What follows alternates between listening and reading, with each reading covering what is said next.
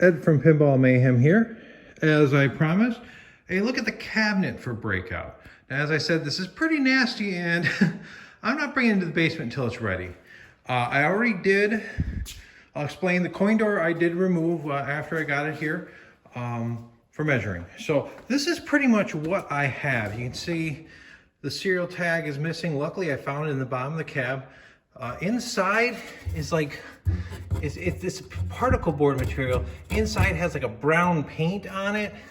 I don't know, it's definitely painted, but it's just like a light brown. I might match that on the new panel. And here's the back. Now, I did not receive a back door with this. Luckily, my friend has a cabinet in very similar shape. And so we're combining our efforts, and he lent me his back door. And then a friend of mine helping me figure out how to CNC and cut some of these. So this is the first sample door. It's just a hair too small, but this is great for testing. I got a brand new white side 1/16 slot cutting bit from T-molding.com, and that ended up being perfect for the T-molding. So this is a T-molding test. This is an insert test, and there is the first sample door. I have a brand new pile of all new MDF. This is made out of a more particle board material, probably closer to what was in there, but I'd rather do MDF if I can. But you can see we got the recesses in there, and we even got it as far to mark the top lines for the screws for the brackets. The bottom holes we don't need, just need one set just to line it up. So I got right now I actually have a rear door for mine, which is great. And hopefully I'm going to get all new panels cut out of the same material to match. That's the biggest thing. Now on my door, I am missing those brackets that clip the door on. Here's what the original bracket looks like for the rear door. And unlike Tank, this actually has two locks, and the door will clip in.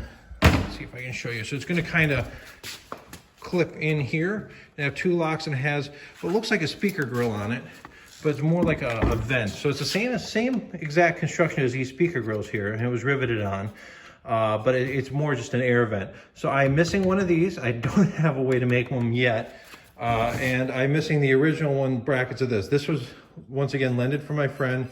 For him lending them to me, I cleaned them up and rust up, and now I'm going to just give them a quick coat of paint so they don't rust before he can put them back on. I was able to, out of some 14 gauge stainless steel I had laying around, bend up something it's going to work. It's not going to be, it got a little bit too much of a gap there. What I'm going to do is I'm just going to roll this over until it fits right, but I can't do that until the door's on. So I'll have to remove and reinstall. These are installed with a button head, black head, number 6 screw, 1/2 inch long. Luckily, I was making an order for a bunch of T-molding from T-molding.com. They have that exact same screw, which I need. So I ordered enough to put this on and for some other parts. So I got my brackets made. And so I mentioned that we're going to be cutting new panels. So my buddy came over and helped me measure up the whole thing, traced it out. That's why we removed the coin door a little bit prematurely. I'm trying not to disassemble this till it's ready. And we're going to take that to an outfit and get him cut, so he can at least run the program and do a test cut for me. But then I'm going to get all the panels cut out of MDF. I'm going to formic them. So until I have the panels, I'm going to leave this together. Biggest thing I got to do is just photo document how it's put together. So it's a little different than Tank. And now that I have Tank, we'll look at that at another time. Tank has the 2 circuit boards on the back. This has a circuit board cage on the bottom. This would have, and I don't have it, it's a board that clamps the circuit board in with like wing nut bolts. And that is your filter board. It has a plug that goes into the board, and then you have another plug that comes up into the harness, and that's hacked. So a little bit of work. The transformers on the top of this board. Notice how it's just toenailed into. Both of these boards are toenailed in to barely into the sides. So I kind of have to build it in a specific order. That's why I haven't taken it apart. We can see we got some zip tie pads like this. I got some of these that are a little smaller, different style, that will go here and here. And this is for the harness that goes up to the lid. Here's a hinge for the lid. It's held on by 6, I believe, number 1032 screws by like 3/4 inch long, and there's T-nuts in the top. I got new screws, I just forgot the length. We got our 2 speakers here. I hope these are good. Luckily, it's not talking about high fidelity, so I'm gonna be careful with those. We got our interlocks on a little bit of step-out board, and interlock here that's screwed directly to it. That positioning won't be hard. Notice the moisture damage, got sucked in. You can see the mold all over us, hence it's, I don't even like it being this close. And you can see I had to do some welding. The nuts on the bottom, out of the 4 nuts, and it was just a hex nut welded up, unlike tank, which is a flat bar that's threaded, so you got more threads. Out of the 4 nuts, 1 was good. 1 was missing, 2 were stripped out. So what I did is, because there's a lot of rust, you can see water sat in the bottom of this. The bottom got rust on the bottom up. I ended up putting up a thick washer, like a 16th, maybe thicker, on the locations. Gave 4 welds, and then I gave 3 welds to put the nuts onto that washer. Give a little bit more surface area, and if it raises it up, I'm not going to feel too bad. I did the same welding technique on all of them. They're nice and strong. So I'm not kind of really worried about that. You see, there's some more of these zip tie pads routing the wires. And I know you probably don't care, but I do, because I'm going to be probably using this video when I'm trying to put this together in 6 months.